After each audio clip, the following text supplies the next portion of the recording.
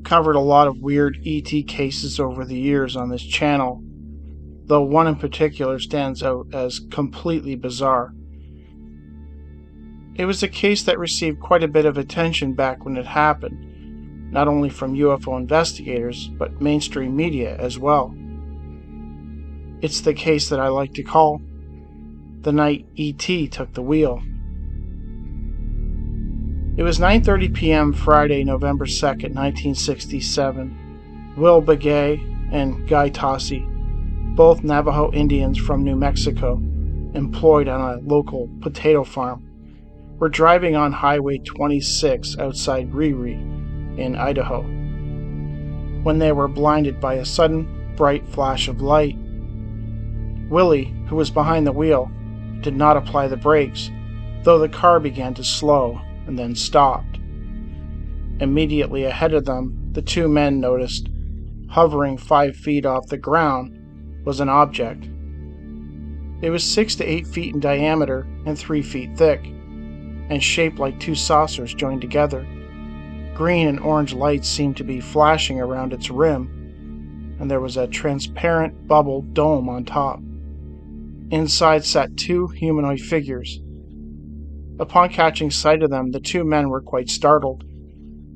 Just then the dome flipped open, and one of the two occupants floated out and landed on the ground. By the flashing lights, the two men were able to see that the creature was about 3 feet tall and bald, with ears set high up on its head. Its facial skin was deeply scarred and wrinkled, quote, like a cantaloupe. The creature's eyes were round and showed no pupils, and its mouth had lips so thin as to be barely visible.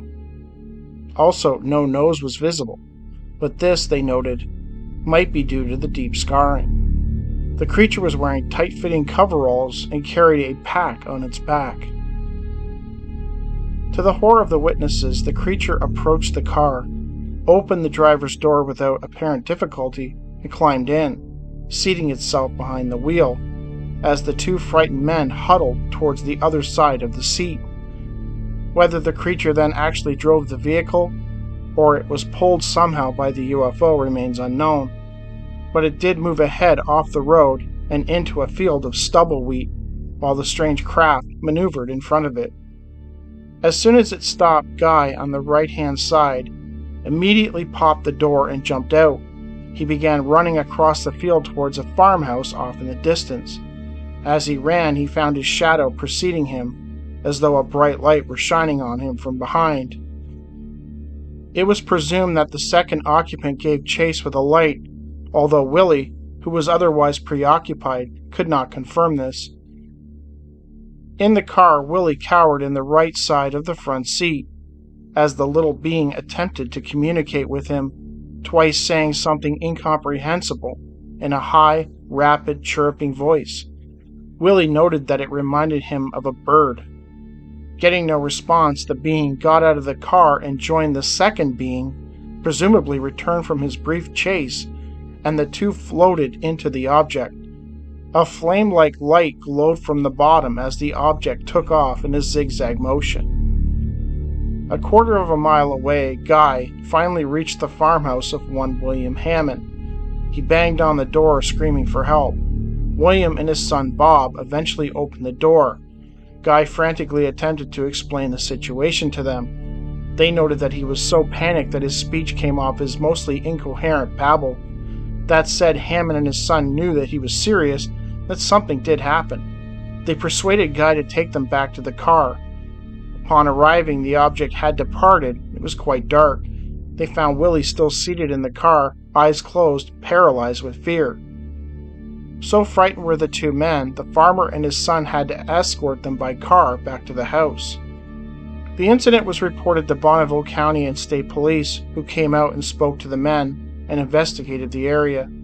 The story was reported in some local newspapers the next day. According to the officers, the men did not appear to have been drinking, and they did find some damage to the vehicle they were driving. The officers suspected that it happened when the car plunged into the ditch before moving off into the field. They also spoke to some of Hammond's neighbors and discovered that around the time of the incident, The animals in the area had become extremely nervous. Some even noted that their cattle seemed panicked by something, though they did not know why.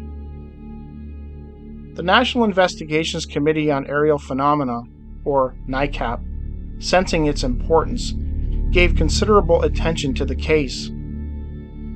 Corporal Thomas Harper and C. Reed Ricks of Twin Falls, a NICAP investigator, went to the area and spoke to the various witnesses.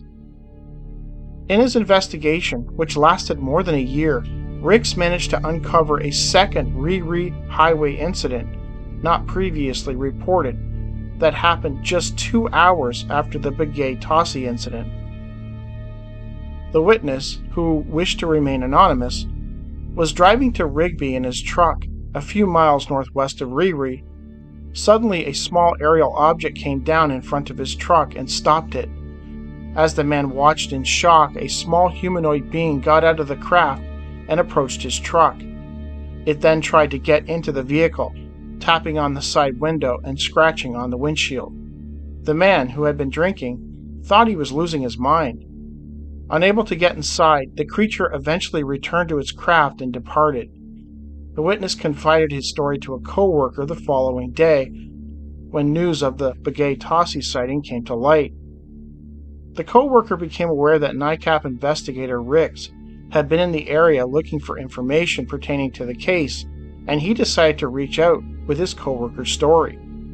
No surprise, Ricks was excited to learn of the new development.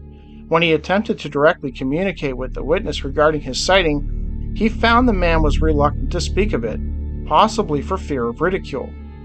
A year later, when follow-up inquiries were made by Ricks, he discovered that the man had moved away from the area. A second case from the same time in the same general area, a woman, Mrs. Quinn, reported seeing a low-flying orange light that appeared to be rotating. I noticed a small discrepancy in the reports in that the NICAP write-up by Harper and Ricks, the witnesses claimed that they observed a bright flash and then their car stopped, followed by the sighting of the object, while the newspaper report and various other newsletters, possibly citing the newspaper, indicated that the small object actually landed on the roof of their car, which forced it to stop. The UFO Research newsletter, printed in 1972, even went so far as to say that the object fastened itself to the roof and then later towed it into the field. I managed to track down nearly 20 different books, newsletters, and clippings in which the case was referenced, and even spoke to Albert Rosales for over an hour, and I was unable to determine what the actual story was. Did the object land on their car, or did it merely appear in front of them after the car stopped? I'm not entirely sure. Granted, I'm also not entirely certain that it matters. Rosales thought the detail of the object landing on the roof might have been added later by the newspaper editors to spice up the story, which happened from time to time back then. In Jim Lynch's article for the Spokesman Review, September 3, 1995, he wrote that the beings observed by Begay and Tossie appeared to be feuding or arguing with each other, though none of the other write-ups on the case mention this detail, so I'm not so sure. So if the entities had the power to not only stop the car, but actually move it as well, then why would the being have to resort to getting behind the wheel, unless it was to actually steer the vehicle? This is a nice admission that, despite being uber advanced and capable of a great many things that we as humans cannot even comprehend, something as mundane as steering a car still has to be done manually. What is more sinister is why these beings felt it necessary to move the car off the road and into the field. Did they do this for safety reasons so that another car would not come along and run into it? Or did they do it to hide their planned activities? For sure, once in the field under the cover of darkness, they would lessen the chance at drawing attention to themselves, and would be free to carry out whatever they had planned for the two Navajo men. It's interesting to think what might have happened had Guy not gotten away. The evening might have turned out much differently for the two men. The second encounter, 2 hours later, seemed to play out in much the same way, only this time there was a single occupant, and it seemed incapable of entering the truck. It's kind of funny to think that this being might be capable in its flying machine of traveling vast distances either from the farthest reaches of space or maybe, possibly, a whole other dimension, yet it can't manage a locked cab door. Granted, its objective might not have been to get inside the truck at all. Maybe it just wanted to scare the driver. Why it might want to go to all the trouble to do this is anyone's guess.